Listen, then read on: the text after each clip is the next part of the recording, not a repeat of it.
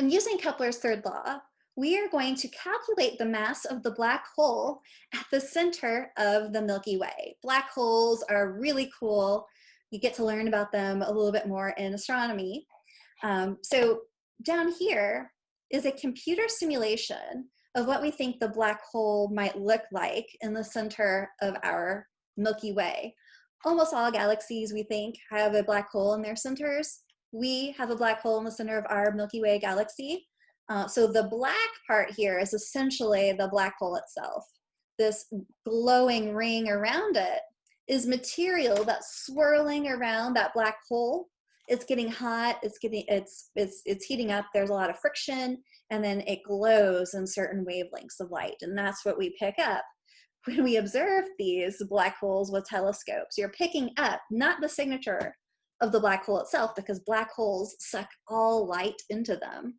You're picking up a signature from the material that's surrounding the black hole in an orbit.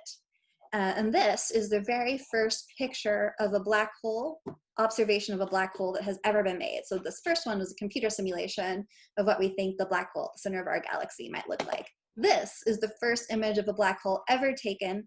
And this is an actual observation of the black hole called in the center of a galaxy called M87.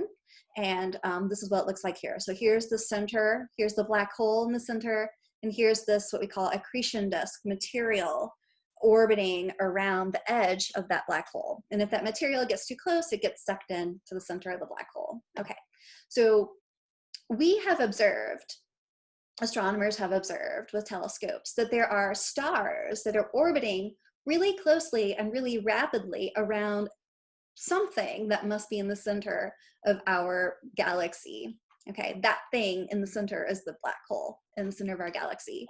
So here are the elliptical paths of a bunch of stars that are orbiting around the black hole at the center of our Milky Way. Here's one called S2. You see the elliptical, the black dot there is where the black hole sits. So this star comes really close to the black hole, swoops around really fast, and then comes out to the edge of its orbit. And there's a bunch of stars like that are executing elliptical orbits around this mass at the center of our galaxy.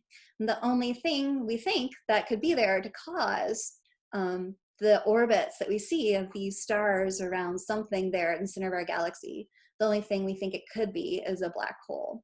And so we're going to use information from data, from observations about the orbits of these stars around this black hole in the center of our galaxy to estimate its mass using Kepler's third law.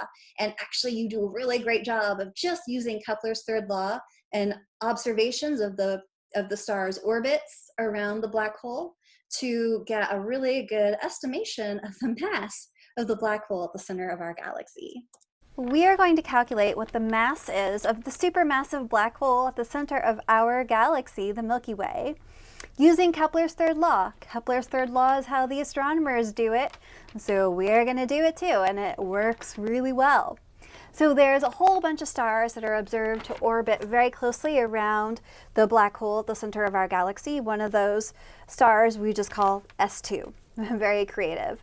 So we have star S2 in a very elliptical orbit around the black hole at the center of our galaxy, which we call Sagittarius A star. So that's what that is right here. We've got our elliptical orbit. And we know that this star, S2, executes an orbit around Sagittarius A star with a period of 15.2 years. Okay. A is not the acceleration in this case. A is the semi-major axis of star S2's orbit around Sagittarius A star. And with this information, we're going to use Kepler's third law in order to figure out what is the mass of the supermassive black hole at the center of our galaxy.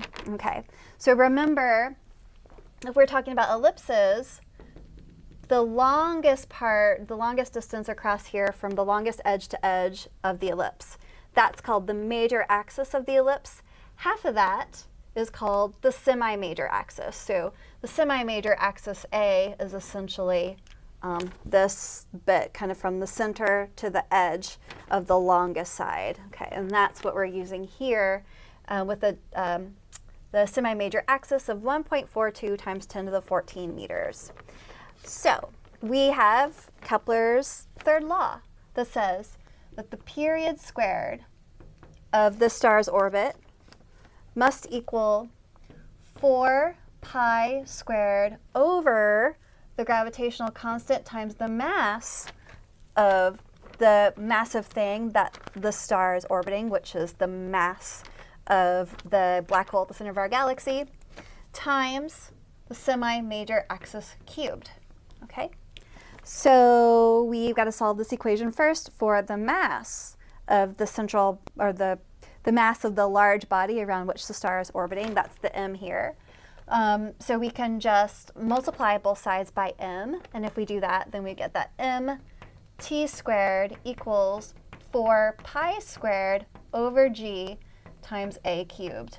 We divide both sides by t squared, then the mass is equal to 4 pi squared over g t squared times a cubed. Okay, so that this is equal to 4 pi squared over our gravitational constant, 6.67 times 10 to the minus 11 Newton meters squared over kilograms squared times, I'm going to say, 1 over, our period squared.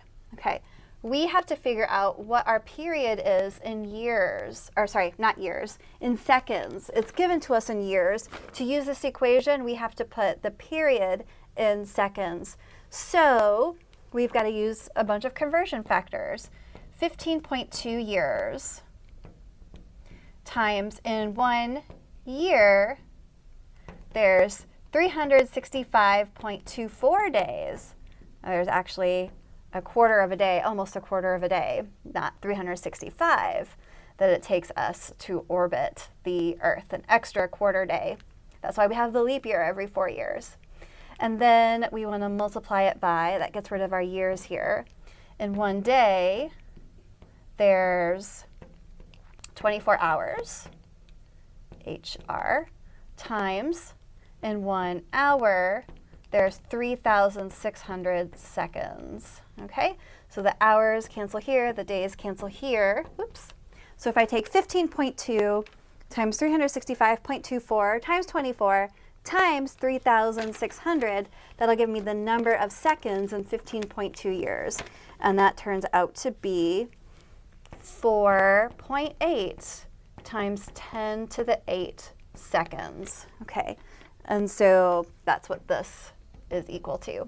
I'll put that in here for my period. 4.8 times 10 to the 8 seconds squared, and then I still have to multiply it by our semi-major axis cubed, which was 1.42 times 10 to the 14 meters cubed. Okay, and so that's essentially divided by 1. And so we, this is a lot of math that we have to input correctly into the calculator. We'll plug that in, and then we find that the mass of the black hole in the very center of our galaxy is equal to 7.35 times 10 to the 36 kilograms. Okay, that's really large, but how large is it really? What we can do is we can compare this mass to the mass of our own sun. The mass of our sun, I'm going to call 1 solar mass. The circle with the dot in it represents the sun. 1 solar mass is 1.99 times 10 to the 30 kilograms. So if I take the mass of Sagittarius A star, 7.35 times 10 to the 36 kilograms, and divide it by the mass of our sun, 1.99 times 10 to the 30 kilograms, that will tell us how massive the black hole in the center of our galaxy is in terms of solar masses. So this turns out to be 3.7 times 10 to the 6 solar masses, or 3.7 times 10 to the 6 is 1 million. So 3.7 million, yeah, I spelled it right, solar masses is the mass of that supermassive black hole at the center of our galaxy. Astronomers actually are observing these stars orbit around the center of our galaxy for many, many, many years. Okay, and in doing that, they get the semi-major axis of the orbits, and they get the periods of these orbits. They use Kepler's third law, just like we did right here, in order to estimate the mass of the black hole at the center of our galaxy. Astronomers are actually able to get pretty close to this number too, that we just calculated pretty simply here using Kepler's third law.